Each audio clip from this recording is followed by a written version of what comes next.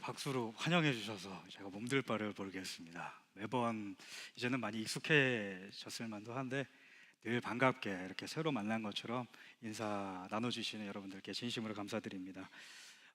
지난 5월 16일에 저희 교회에 아주 큰 행사가 하나 있었습니다. 여러분들 무엇인지 기억을 하고 계시나요? 네, 맞습니다. 새가족 환영회가 있었습니다. 우리 새가족부를 섬겨주시는 우리 장로님, 또 우리 권사님, 또 집사님들께서 이번에 목사님 꼭 새가족 환영회 오세요 이렇게 초청을 또 말씀을 해주셨습니다. 그래서 그날 가야지라고 이렇게 생각을 하고 있었는데요. 5월 16일이 일이 되어가는 그 순간을 제가 이렇게 있으면서 뭔가 이렇게 기분이 이상한 걸 느꼈습니다. 이 이상한 기분이 어디서 오는 것일까 제가 곰곰이 이렇게 생각을 해봤는데 조금 있다가 제가 좀 깨닫게 됐습니다. 제가 단 한 번도 새가족이었던 적이 없던 겁니다. 제가 38년을 살았는데요, 어머님의 태중으로부터 단 한 번도 어떤 교회에서도 새가족이었던 적이 없습니다. 왜냐하면 저희 아버님 목회자이셨기 때문에 항상 헌가족이었던 거죠. 자, 우리 교회에서 저와 제 가족을 새가족으로 여겨주셔서 환영에 초청해 주셨다는 이 사실이 너무 감사하더라고요. 제가 한 번도 새가족 입장에서 새가족 환영회를 참석해 본 그런 적이 없었는데 아마도 다시는 이런 기회가 또 없을 것 같다는 생각이 들었습니다. 그래서 이번 새가족 환영회 정말 열심히 참여해야지, 즐겨야지라고 생각을 하고 정말 참여를 열심히 했습니다. 우리 김현정 집사님이 시키시는 몸 찬양, 율동도 엄청 열심히 하고요. 그 모든 순간이 제게 있어서는 참 너무도 감사하고 즐겁고 행복한 시간이었습니다. 이 자리를 빌어서 저희를 새 가족으로 이렇게 맞이해 주시고 또 환영해 주신 우리 모든 워싱턴 한인연합장로교회 성도 여러분들께 다시 한번 감사의 말씀을 전합니다. 그 새가족 환영회의 모든 순간이 참 좋았지만 이번 새가족 환영회 가운데 아마도 제가 삶을 살아가면서 절대로 잊을 수 없을 것 같은 아주 인상적이고 놀라운 장면이 하나 있었습니다. 새가족 환영회를 하기 전에 우리 새가족 환영회를 참여하는 새가족들에게 이 진행과 레크레이션을 담당하시는 우리 김민우 집사님과 신미란 집사님께서 사전 조사를 하는 어떤 구글 폼을 이렇게 보내주셨어요. 이런 내용들이 담겨져 있었습니다. 어떤 색깔을 좋아하시는지, 취미는 무엇인지, 특기는 무엇인지, 또 교회의 첫 인상은 어떠했는지, 또 좋아하는 성경인물은 누구신지, 이런 질문들이 있는 사전조사였습니다. 근데 그 사전조사의 질문 가운데 이런 질문이 있었습니다. 바로 좋아하는 음식은 무엇입니까? 라고 하는 질문이었습니다. 그리고 이 음식에 대한 사전 정보를 가지고 준비된 음식에 대한 문제를 이렇게 맞추는 그런 게임을 준비를 해주셨습니다. 몇 가지 이미지가 이렇게 제시가 되는데요, 그 제시된 이미지를 보고 어떤 음식인지 맞히는 그런 게임이었던 겁니다. 여러 음식에 대한 문제들이 있었는데 그 질문 중에 하나가, 그 문제 중 하나가 제가 결코 잊을 수 없는 그 인상을 저에게 남겼습니다. 그때 내셨던 문제를 제가 우리 김민우 집사님과 신미란 집사님께 부탁해서 그때 그 PPT 그대로 한번 준비해 봤습니다. 띄워주시겠어요? 예, PPT에 딱 질문이 시작이 되는 그 순간에 제 얼굴이 딱 나오는 겁니다. 제가 얼마나 당황했겠습니까? 예. 예, 바로 이게 얼굴이 나오니까 뭐지, 음식에 대한 문제인데 왜 내가 나오지? 이런 생각이 든 겁니다. 그런데 그때 김민우 집사님께서 설명을 좀 해주셨어요. 제가 제일 좋아한다고 얘기했던 그 음식이 지금 질문의 주제라는 거죠. 그래서 혼잣말로 내가 좋아하는 음식 뭐로 적었더라 이렇게 지금 생각을 하고 있었습니다. 그런데 그때 두 번째 힌트가 나왔어요. 이렇게 뭔가 뚱에 있는 표정의 어떤 이모티콘이 이렇게 나왔습니다. 그래서 저는 이걸 보자마자 설마 내가 그런 지엽적인 음식을, 다른 사람들 안 좋아하는 음식을 적어냈나라고 이렇게 생각하고 있는 찰나에 저 멀리서 정답을 외치는 소리가 들려왔습니다. cold noodle, 평양냉면, 이렇게 말입니다. 자, 그때 우리 진행을 하시는 우리 김민우 집사님께서 정답이라고 크게 외쳐 주셨어요. 그런데 여러분, 이 질문을 누가 맞추셨는지 아십니까? 예, 저기 뒤에 앉아 계시네. 우리 CM에 출석하는 세드릭의 아빠 앤드류가 맞춰준 겁니다. 제가 그때 느꼈던 그 경이로움과 그 경탄스러움과 놀라움이 아직도 잊혀지지는 않습니다. 한국인들도 한 명도 맞히지 못하고 있는데, 문제 당사자인 저도 지금 긴가민가 하고 있는데, 멀티컬처 센터에 있는 우리 앤드류가 이 질문을 맞춘 겁니다. 자, 이 놀라움을 느낀 뒤로부터 평양냉면에 대한 질문의 정답을 맞추고 자기도 이 평양냉면을 좋아한다고 소감까지 말해준 앤드류가 저에게 있어서는 남같지가 않게 여겨지게 됐습니다. 엄청난 친밀감이 몰려오는 거예요. 이제 막 형제 같은 느낌이 드는 겁니다. 그냥 냉면도 아니에요. 평양냉면, 정확하게 얘기했거든요. 제가 제 친구들을 데리고 가서 평양냉면 맛있는 집 있다고 해서 데려가서 먹였다가 걸레 빠른 물 같다고 혹평을 들은 그 영욕의 세월들이 다 떠올랐습니다. 그런데 앤드류는 그게 맛있다고 해준 거예요. 그 순간 앤드류는 제 형제가 된 겁니다. 앤드류, you are not stranger for me. You are my brother in Christ and in 평양냉면. 아마도 우리 앤드류는 우리 안나 되시는 우리 다솔 자매님이나 주변에 계신 우리 친지분들에게 어떤 이 평양냉면을 좋아하시는 분들께서 추천을 해주셨고, 그게 입맛에 잘 맞으셔서 좋아하시게 되는 그런 과정이 있으셨을 것 같습니다. 제가 말씀을 준비하면서 저도 생각을 해보니 저 역시도 그러하더라고요. 제가 평양냉면이라고 하는 이 특수한 음식을, 모든 한국 사람이 좋아하는 것은 아닌 이 음식을 제일 좋아하는 음식으로 손꼽은 그런 데는 분명한 이유가 있었습니다. 지금은 하늘나라에 계신 저희 할아버님께서 생전에 제일 좋아하시던 음식이 바로 평양냉면이었습니다. 저희 할아버님은 6.25 한국전쟁 때 홀로 남한으로 내려오신, 그래서 졸지에 천혜고아가 되셔서 평생을 사신 실향민이셨습니다. 홀로 월남하셔서 그때 살려주신 하나님의 은혜에 감사해서 신학교를 다니시고 가정을 꾸리시고 목회를 하셨죠. 그래서 그런지 저희 할아버님께서 굉장히 자식들을, 또 자손들을 지극히 사랑해 주셨습니다. 예전에 제가 새벽 설교 말씀을 전하면서 저와 제 동생이 할아버님께 얼마나 큰 사랑의 빚을 졌는지 잠시 말씀을 드렸던 그런 기억도 있습니다. 그래서 저는 사실 이 평양냉면을 먹으면 그렇게 할아버님 생각이 납니다. 평양냉면 자체로도 정말 맛있지만 평양냉면 먹는 그 순간 할아버님께서 늘 저희에게 주셨던 햇살같이 따스했던 그 사랑이 동시에 제 안에서 재생이 됩니다. 재현이 됩니다. 그래서 가장 좋아하는 음식이 무엇이냐라고 하는 이 질문에 제가 무의식적으로 냉면도 아니고 평양냉면이라고 그렇게 적어낸 건지도 모르겠습니다. 사랑하는 연합의 성도 여러분, 여러분께도 이런 음식이 있으십니까? 음식의 맛도 맛이지만 음식을 먹는 순간 그 음식과 관련된 모든 경험과 기억과 사건이 그 자리에 재현되는 그런 음식이 있으십니까? 그런 음식을 요즘 사람들은 소울푸드라고 하는 말로 표현을 하더라고요. 참으로 적절한 표현이라고 생각을 합니다. 사람은 음식을 먹어 삶을 살아갈 수 있는 그런 육신적인, 또 물질적인 그런 에너지를 얻습니다. 그런데 사람은 음식을 먹으면서 그런 물질적인 에너지만 얻는 게 아니죠. 그 음식과 관련된 이야기, 사건, 그것들을 통해서 마음의 에너지, 소울의 에너지를 얻기도 합니다.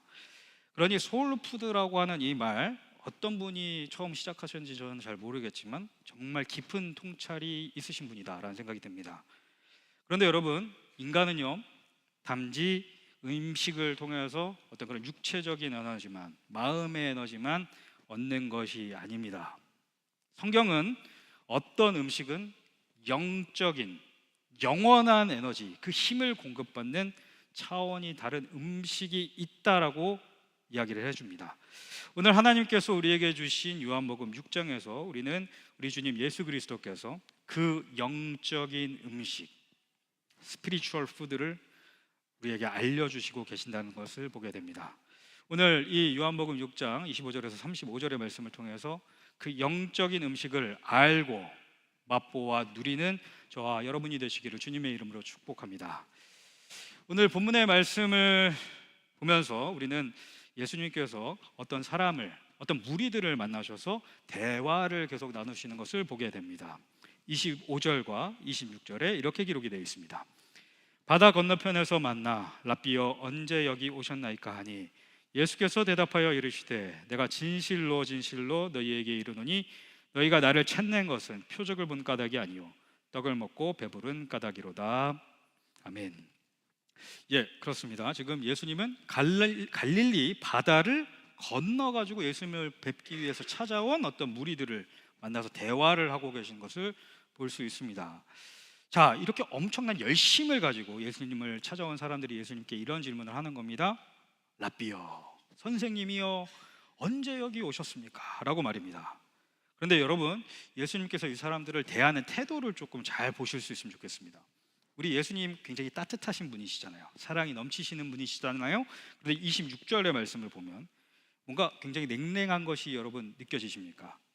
갈릴리 바다까지 건너서 예수님을 쫓아온 사람들에게 예수님께서는 거두절미하고 그들이 예수님을 따라온 그 마음을 지적해서 정확하게 드러내 버리십니다.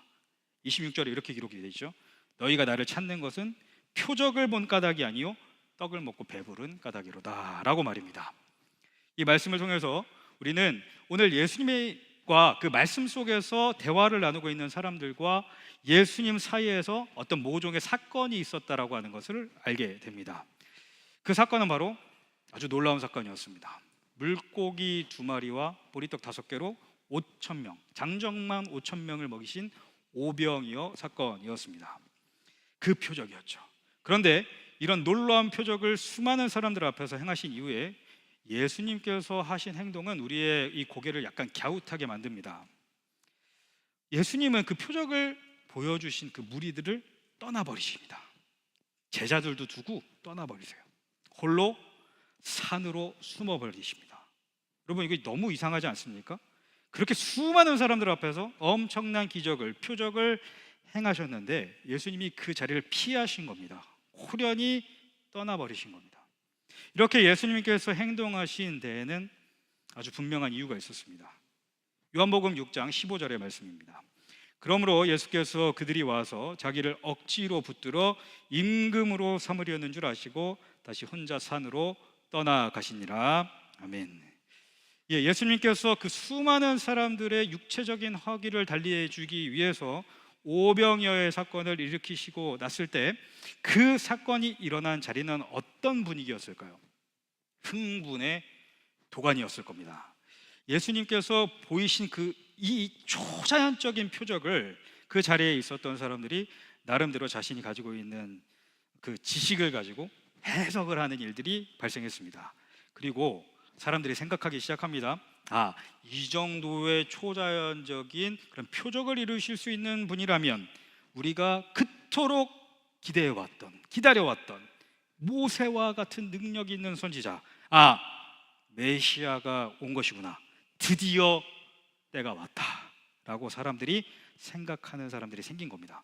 그런데 우리 예수님은 인간의 마음에 외모를 보십니까? 아니죠. 중심을 보시는 분이시죠.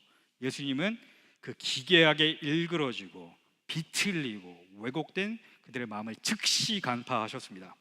예수님은 그들이 바라는 우상과도 같은 메시아, 로마를 쳐부술 강력한 힘과 어떤 카리스마와 능력을 가진 정치적 메시아가 되실 그런 마음이 조금도 없으셨던 겁니다. 그래서 그 놀라운 표적의 자리를, 그 기적의 자리를 박차고 일어나서 홀로 산으로 들어가 버리신 것이었습니다. 그런데 이 표적을 경험한 사람들의 그 불붙은 마음은, 그 마음이 쉽게 꺼졌을까요? 그럴 리가 없죠. 그들은 예수님이 가셨을 만한 곳은 어디일까 골몰하기 시작했습니다. 그리고 예수님이 주로 사역하셨던 저 갈릴리 바다 건너편에 있는 가버나움이라고 하는 도시에 반드시 가실 것이라는 결론을 내렸죠. 그래서 배를 타고 가버나움으로 갔습니다. 그리고 그곳에서 아니나 다를까 예수님이 계신 걸 본 겁니다. 예수님과 제자들을 만나신 거죠.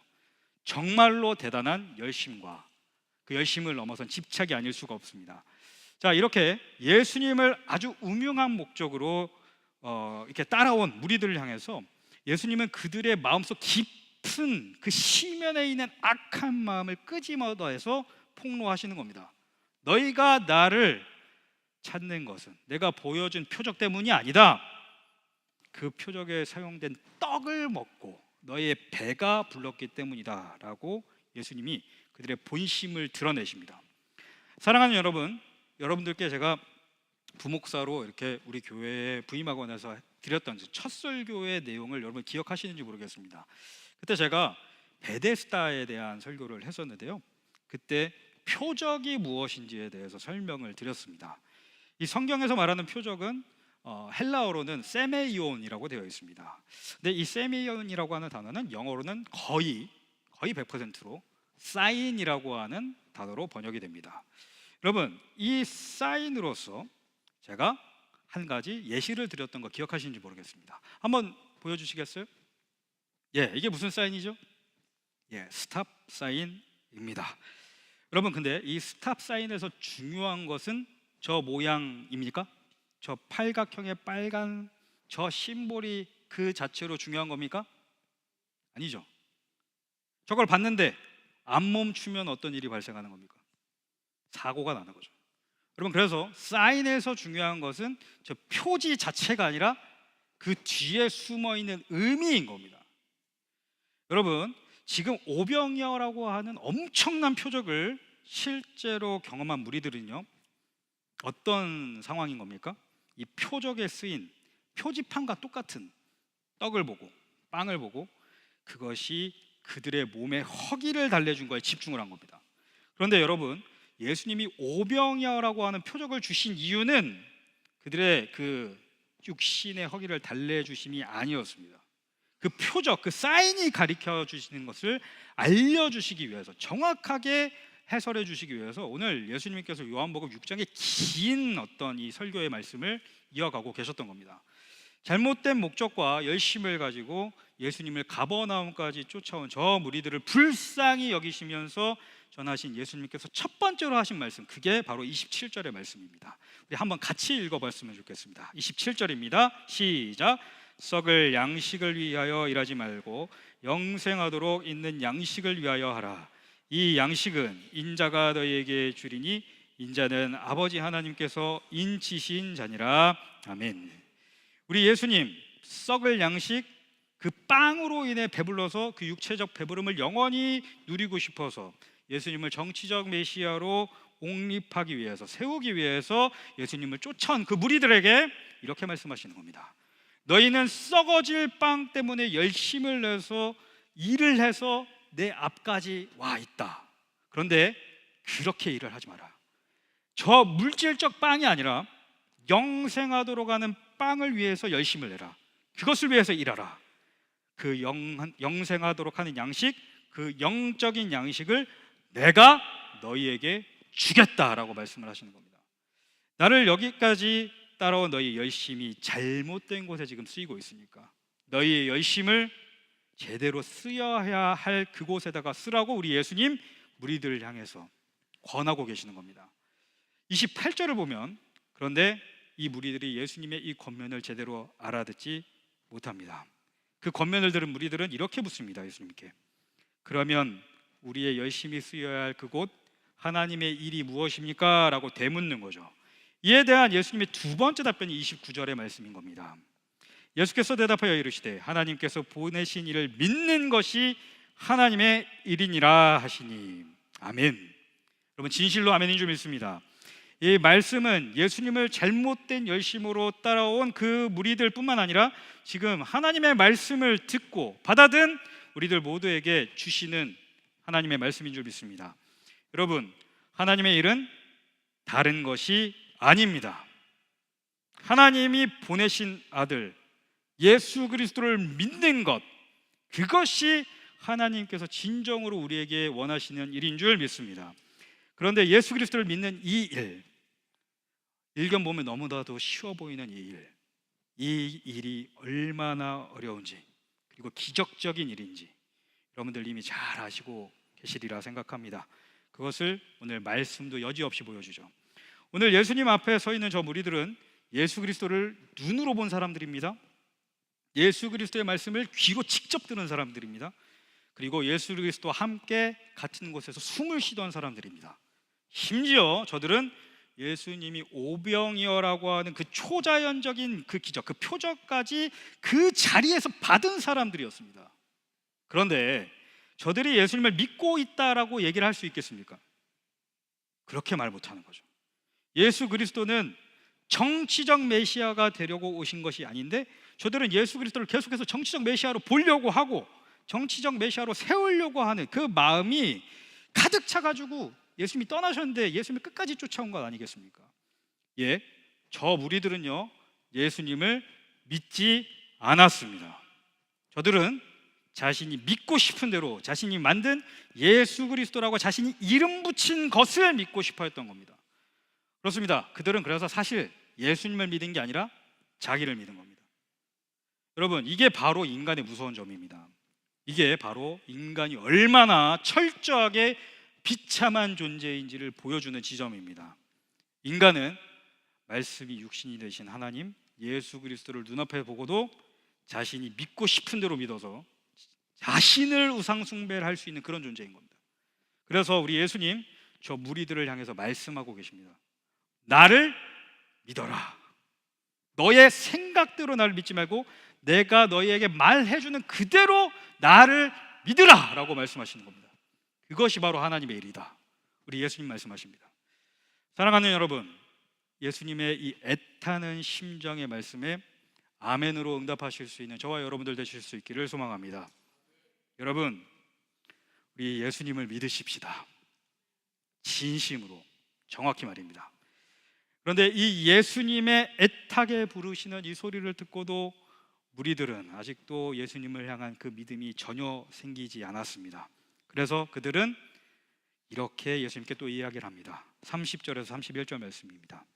그들이 묻되 그러면 우리가 보고 당신을 믿도록 행하시는 표적이 무엇이니까 하시는 일이 무엇이니까 기록된 바 하늘에서 그들에게 떡을 주어 먹게 하였다 함과 같이 우리 조상들은 광야에서 만나를 먹었나이다.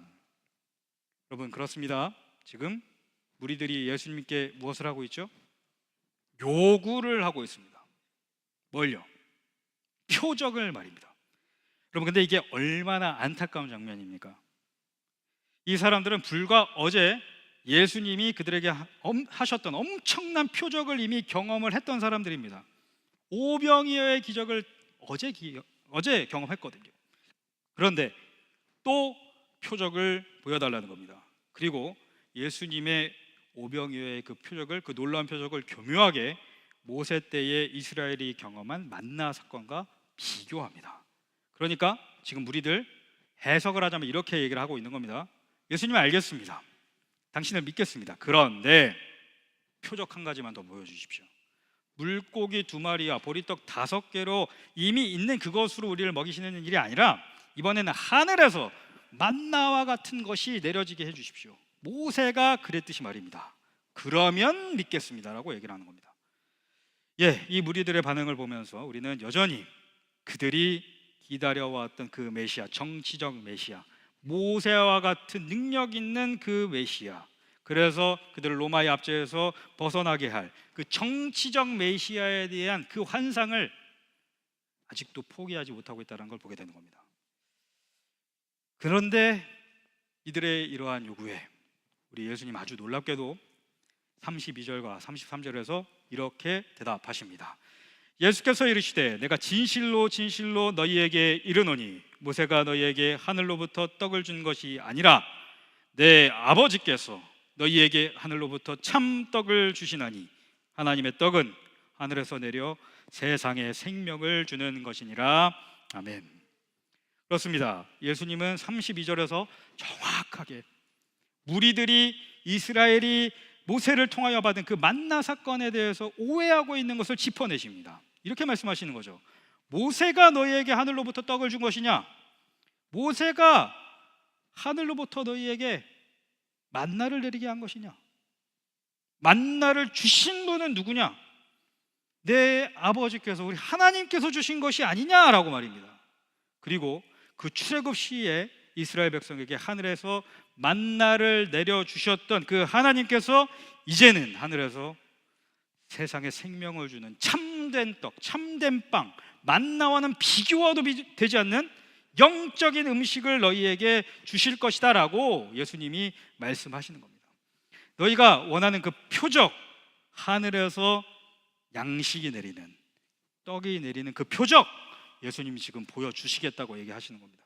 그런데 예수님이 말씀하시는 그 하늘에서 내리는 이 참된 빵, 이 영적인 빵, 이 스피리추얼 푸드, 그것이 무엇인지 예수님은 35절에서 정확하게 이렇게 말씀하십니다. 우리 35절의 말씀 우리 한 목소리로 같이 받들어 읽었으면 좋겠습니다. 시작. 예수께서 이르시되 나는 생명의 떡이니 내게 오는 자는 결코 줄이지 아니할 터이요 나를 믿는 자는 영원히 목마르지 아니하리라.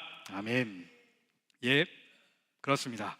하나님께서 하늘로부터 땅으로 내려주신 그 참된 떡, 참된 빵, 참된 양식은 곡물에서 가루를 반죽해내서 만들어진 그런 물질적인 빵이 아니었습니다. 또 출애굽 시대에 광야 한가운데서 기적처럼 내린 그 만나조차도 아니었습니다. 그리고 갈릴리 들판에서 예수님에 의해서 나누어져서 장정만 5천 명을 먹였던 그 보리떡 5개도 아니었습니다. 참된 떡은, 인간에게 생명을 줄 수 있는 유일한 떡은 예수 그리스도 그 자체이셨던 것입니다. 35절에서 예수님 분명히 말씀하십니다. 내게 오는 자는 결코 줄이지 않을 것이고 영원히 목마르지 아니할 것이다 라고 말입니다. 인간은 육체를 입고 살아가기에 물질적인 떡이 필요합니다. 그러나 성경은 분명히 이야기합니다. 사람이 떡으로만 살 것이 아니요 하나님의 입에서 나오는 모든 말씀으로 말미암아 살 것이라고 말입니다. 이 하나님의 말씀으로 인해서 우리는 의에 줄이고 목마르지 않게 되는 겁니다. 성경에서 말하는 의, righteousness라는 건 영이신 하나님과의 그 올바른 관계를 이야기하는 겁니다. 이 영적인 굶주림이, 이 영적인 목마름이 해결되지 않으면 인간은 살아도 산 것이 아닙니다. 그 영적인 굶주림, 그 목마름, 그 영적인 아사 상태를 해결해 주시기 위해서, 그리고 말씀이 육신이 되신 그분, 우리 예수님은 놀라운 사랑의 결단을 내리십니다. 요한복음 6장 51절의 말씀입니다. 나는 하늘에서 내려온 살아있는 떡이니 사람이 이 떡을 먹으면 영생하리라. 내가 줄 떡은 곧 세상의 생명을 위한 내 살이니라 하시니라. 아멘. 여러분 진실로 아멘인 줄 믿습니다. 아멘이십니까? 아멘. 예, 사랑하는 여러분, 이 말씀이 우리 여러분의 가슴, 오늘 여러분의 가슴 속에 깊은 흔적을 남길 수 있기를 소원합니다. 우리 예수님, 우리에게 영생의 말씀을 주시기 위해서 말씀이 육신이 되신 그 예수님이 그 거룩한 몸을 찢어 우리에게 나누어 주신 줄 믿습니다. 예수님께서 영생하게 하는 그 영생수를 주시기 위해서 십자가에서 남김없이 피와 물을 쏟으셔서 우리에게 마시게 하여 주신 줄 믿습니다. 바로 십자가가 여러분 예수님이 하셨던 모든 표적의 중심입니다. 사도 요한이 요한복음에 기록한 7가지 표적들이 모두 하나도 빠짐없이 마지막 표적인 십자가를 향해 있습니다. 십자가를 통해서 우리에게 주신 예수님의 살과 피를 마시면 지금도 눈먼 자가 눈을 뜨게 되고 38년 된 자가 일어나게 되는, 병이 낫게 되는 일이 여전히 일어나게 되는 줄 믿습니다. 예수님의 살과 피를 먹고 마실 때 지금도 죽은 왕의 신하의 아들이 소생케 되는, 또 죽은 나사로가 소생케 되는 역사가 지금도 일어나는 줄 믿습니다. 예수님께서 가나의 혼인잔치에서 물로 포도주를 만드셨던 그 표적은 십자가에서 자신의 피를 영생수로 만드셔서 모든 이들의 영적인 그 갈급함을 해결해 주시고 하늘에서 맛볼 그 영생수를 먼저 맛보게 해주시는 복선인 것을 여러분 믿으실 수 있기를 바랍니다.